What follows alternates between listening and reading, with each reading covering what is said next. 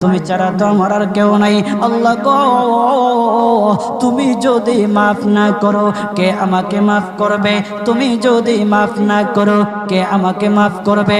তুমি যদি আমাকে মাফ করো তাহলে তোমার কোনো দিকে কমবে না, তুমি যদি আমাকে মাফ না করো তোমার কোনো দিকে বাড়বে না।